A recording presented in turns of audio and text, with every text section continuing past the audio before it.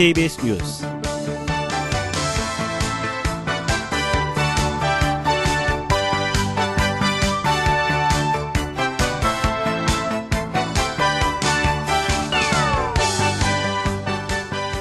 국적불명의 무인 항공기 한 대가 백령도에 추락했습니다. 최근 1년 동안 대기업 집단 계열사 1,677개, 91개의 회사가 줄어들었습니다.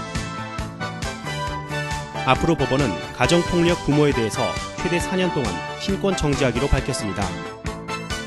이상 오늘의 주요 뉴스입니다.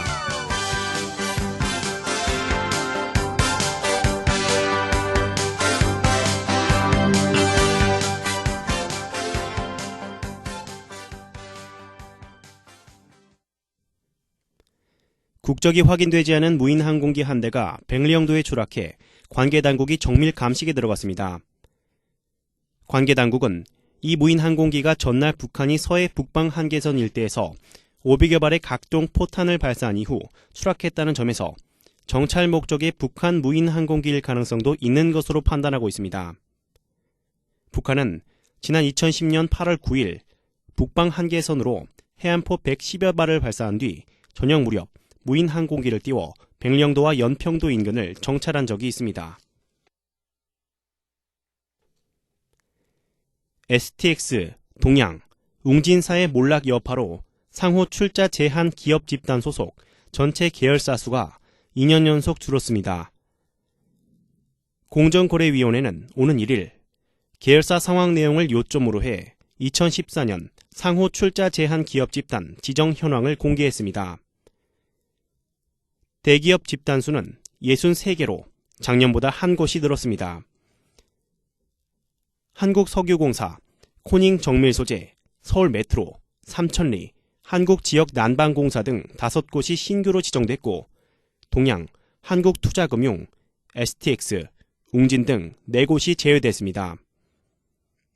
신봉삼 공정위 기업 집단 과장은 전체 계열사 수 감소와 경기 둔화 여파로 대기업 집단의 수익성은 다소 악화됐으나 부채 비율 등 재무구조는 개선됐다며 최근 5년간 민간 집단 중 상위권과 중하위권의 격차가 확대된 것이 특징이라고 말했습니다.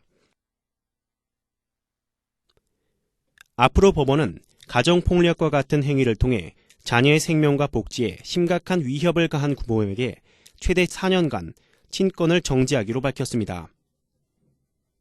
정부는 오늘 1일 정홍원 국무총리 주재로 열린 국무회의에서 가정폭력 관련 민법 일부 개정안을 심의, 의결했습니다. 개정 내용은 부모가 친권을 남용해 자녀의 생명이나 신체에 큰 해를 끼치는 경우 부모가 아닌 자녀나 검사 등의 청구로도 2년간 친권이 정지될 수 있도록 했습니다. 친권 정지는 1회에 한해 연장할 수 있어 최대 4년간 친권 정지가 가능해집니다. 끝으로 내일의 날씨입니다. 하루 종일 구름이 많겠습니다.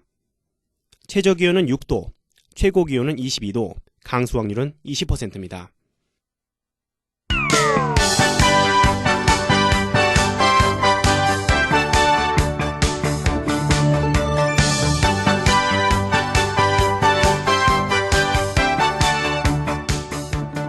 이상으로 DKBS 뉴스를 마치겠습니다.